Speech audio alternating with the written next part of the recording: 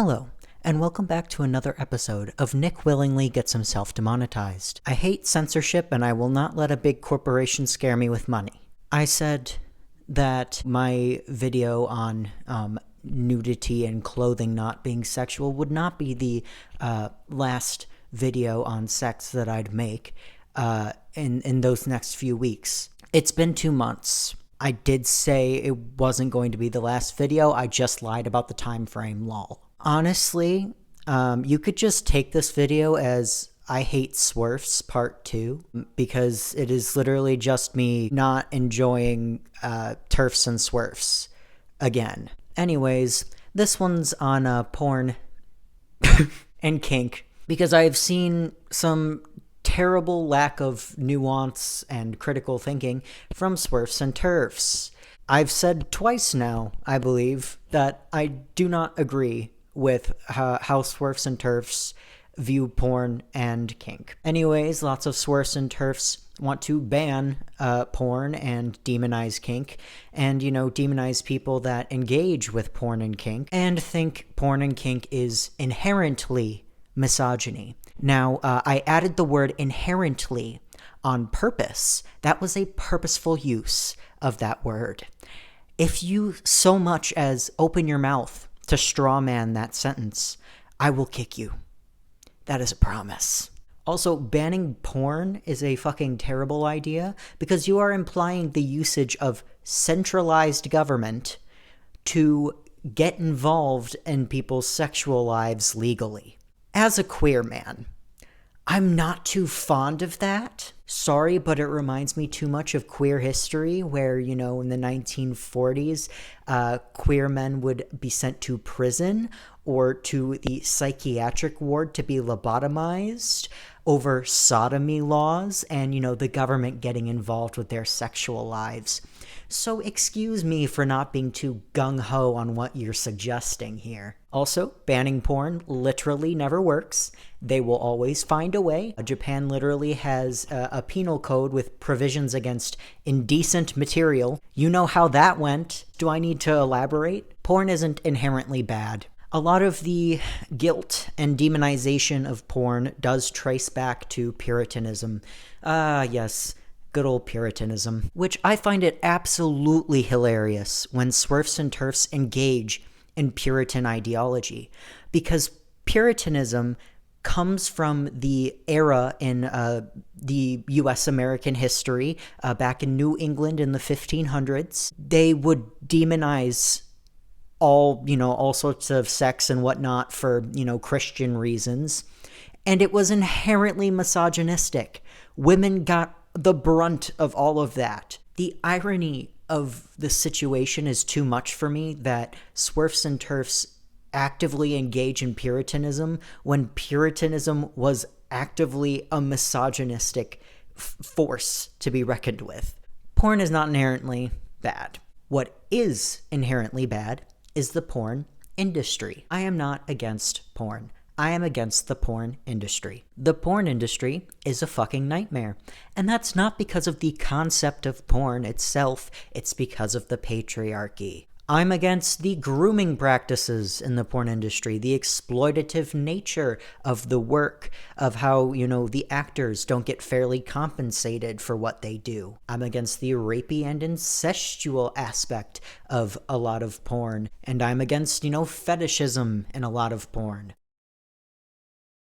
It is the contents and the means of getting the porn in today's society that is the bad thing, not the baseline concept of porn itself. And I will elaborate on why the patriarchy is the real problem, although I don't think a lot of you need me to, but I will anyways. A little bit later, though, I'll get to it. I just want to start with the first argument Swerfs have against porn, and that is the studies against porn. So Swerfs and Christian moms against porn will often utilize these studies as a way to demonize porn and porn usage. I will first say that, once again, a lot of these studies have queerphobic elements to them, and it really does fuck with the ethos of these studies for me, because I don't know whether or not to take some of these results seriously if, a lot of queer people are demonized within the study itself.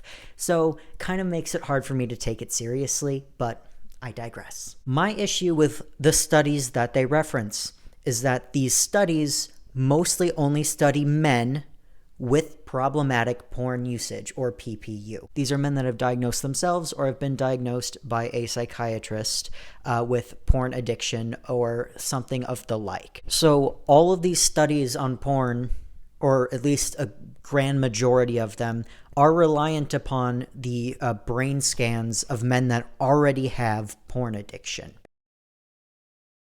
which is good for studying men that have porn addiction, but it doesn't give me a good scope of what's going on. These studies also don't give me a good scope of the effects of porn usage on a person because they don't define what they mean by porn. Every single one of these studies either mentions video porn of real people or picture porn of real people. None of these studies mention animation. None of these studies mention written porn of both fictional and real people. These studies just act like written porn is not porn, and it is. So I also can't take any of these studies seriously until they actually study the full scope of porn. Because let me tell you, more women would come out and say that they engage with porn if you define written porn as porn. So to summarize, I guess, I can't take these studies entirely seriously because they only engage with one type of porn usage. Men with addictions that watch real people porn. There aren't a lot of MRI scans of women. They don't add written porn into their studies. And I do think that the statistics of women that engage with porn would change if they added that to the study. I've been in fandoms since a very young age. I know what you motherfuckers do on AO3, okay? I've seen your Wattpad shit, okay? That is porn, and that's okay most of the time. However, you cannot do a study on porn and not have written porn, or I can't take it seriously. I can acknowledge the study of the brain matter in addicted men. Absolutely, I can do that. But I can't take what Swerfs and TERFs are saying with these studies completely seriously without a full scope understanding of what's going on. Am I suggesting that more studies need to be done that aren't queer-phobic and that include women and that include written porn? Yes, I am. I'm not against these studies happening. I'm against using studies on one type of person and one type of porn and then using that to put a blanket statement on all porn usage. That is extremely irresponsible. Because these studies are only about addicted porn use, they make it seem like all porn usage is addictive, which is not the case. I do think porn addiction is a real thing. Absolutely. I'm not saying it's not. I think it's a real thing the same way I think food addiction is a real thing. The same way I think love addiction is a real thing. I'm not going to ban food and love just because people can get addicted to it. That just means we need to address the addiction aspect of it.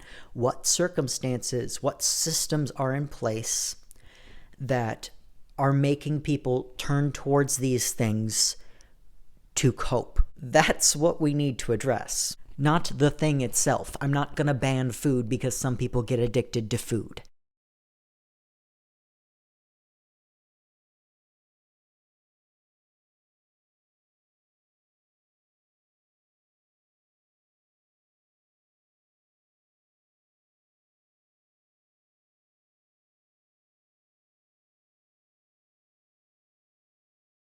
And at this point, Swerfs and TERFs will say that it's worse because porn is the reason men abuse women. First and foremost, I actually agree that the type of porn being produced is a problem. I once again don't think porn on a baseline is the problem. I think the porn industry is the problem. I do think the rapey aspect of, current porn industry productions is causing real life harm.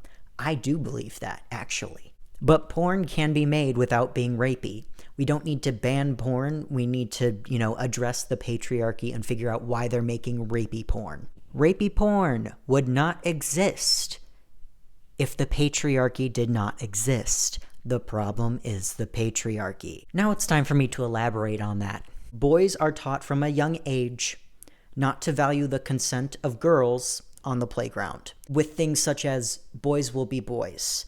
That kind of stuff is teaching boys that they can get away with, and it is normal to not value the consent of girls. Already a problem, even before they knew porn existed. Then, as we get older, we are taught that we need to have a high sex drive, and that sex is a conquest. That's where the real problem comes in. Porn is then depicted as a conquest in the porn industry because the porn industry, as of current, is run by the patriarchy. Porn is then depicted with none or with little or dubious consent. And that is not because of the baseline concept of porn. That is because of, say it with me now, the patriarchy. This happened because of the patriarchal understanding of sex as a game rather than an exchange of pleasure between two people. That is the biggest problem, and it's one of the issues that I see too often in dudes. They really do just see sex as a conquest, and I think that is the biggest problem when it comes to porn, rape culture, all that stuff, is that they don't see sex as an exchange of pleasure between two people. And because they see porn as a game, as a conquest, that inherently objectifies the woman involved. This reflects in porn, as is in today's society run by the patriarchy, and this reflects in the behavior of men. That conquest seeking is the real problem. The predatory nature of it, the objectification of women that comes with that, a conquest seeking. It is that conquest seeking and that lack of understanding of consent, or, just disregard for consent altogether, that creates the entire problem. For instance, I've said before not to make fun of men for wanting to do anal, but rather to make fun of them for trying to force women to do anal. Men that try to force women to do anal are conquest seeking. They're trying to win a game. That's the problem. Not men that want to do anal, but men that are trying to force women to do anal. That's the problem. It's the conquest seeking, the predatory idea of sex being a game rather than an exchange of pleasure between two people. That is the biggest fucking problem. I will say one of the annoying things about Swerfs and TERFs complaining about porn is that they say that it gives men an unrealistic expectation of sex. And sure, to some extent, yes. All media gives us unrealistic expectations. I don't watch clips of Euphoria and think that's what an American high school looks like. The problem I think you're trying to address at that point is the lack of sex education for men, and the fact that porn becomes their sex education. Now, I agree that porn should not be men's sex education, and that it should be very, very loudly stated that porn is not realistic. But I don't think that because porn isn't realistic, it should be gotten rid of altogether. I think that means we need to intervene and give men proper sex education so they aren't finding porn at the young age of 13, and that is their sex education. That's what needs to happen to stop whatever you're complaining about. Getting rid of porn altogether is not going to give men better sex education. Now let's move on to kink. I've seen Swerfs say things like, why would a man ever want to hit a woman, in context of a man doing something non-consensually during sex. First and foremost, if a person in general, although men especially, does a kink thing with you without consent and without having a conversation about it with you beforehand, get out of there. Run so fast. Stop sleeping with him, is what I'm saying. He is too irresponsible to deal with kink stuff, and he's trying to do it with you without consent. Get out of there. Second of all, usually when Swerfs say this, they aren't trying to deal with just the non-consensual nature of that particular situation, which I agree should not have happened because of the non-consensual nature of it. Swerfs are also using those situations to be anti-kink. And Swerfs have a tunnel vision when it comes to kink stuff. They only see dom man sub woman situations, and they run with it. They completely ignore all other dynamics of BDSM. All other dynamics. Queer dynamics, versatile dynamics, dom-woman, sub-man dynamics. My question is, why are they only worried about men that hit women in bed? Well, I'm not talking about that right now. Well, I am. I'm sorry, but you cannot critique dom men hitting sub women in bed and not critique all other doms that do the same thing. If you are insinuating that a dom man hitting a sub woman in bed consensually is still abuse, then you would need to insinuate that for all other dynamics. Okay? But they always tunnel vision. They never look at, dom women that hit men in bed or anything like that. And hit is such a vulgar word. I don't know if vulgar is the right word for that, but a lot of the times I'm sitting here wondering what they mean by hitting.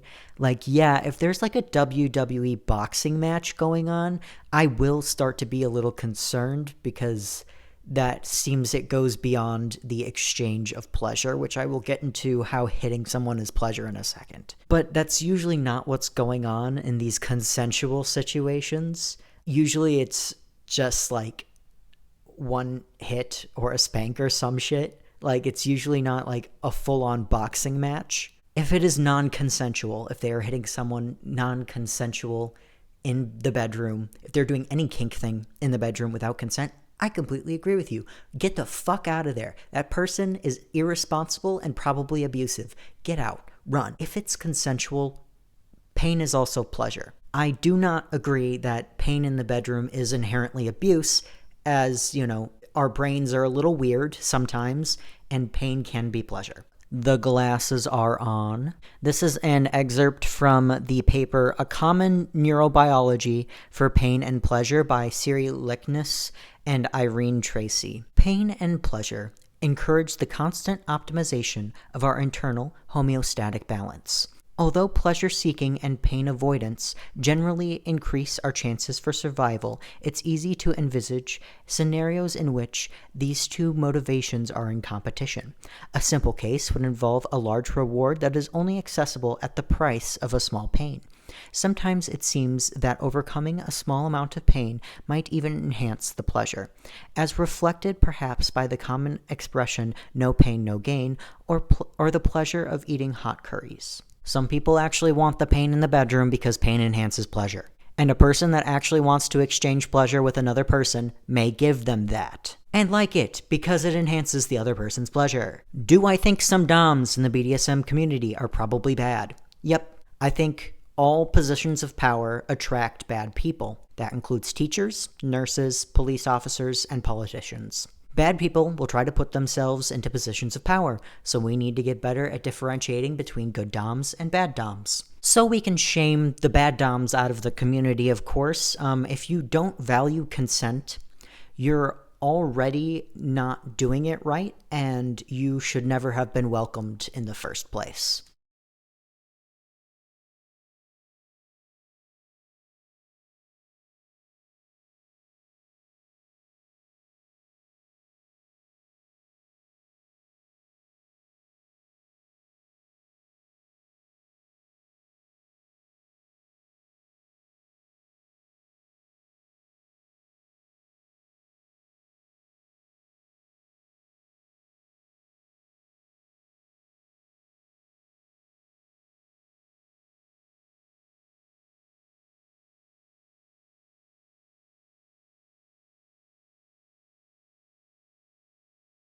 I will not be touching on some of the more controversial kinks in this video, like consensual non-consent. I just feel like I'm not equipped enough with the nuance to responsibly speak on it. So I'm just going to leave that one to other people. Regardless, If there are two consenting adults doing something unconventional in the bedroom, it is simply not my business. I simply don't have to care until something non-consensual happens. That's it. It's just that easy. You don't have to care until something non-consensual happens. In summary, porn and kink aren't inherently bad. The patriarchy and abusive people are inherently bad. Porn and kink would not be problematic without the patriarchy and abusive people. And that's what needs to get addressed, not the baseline concept of porn and kink.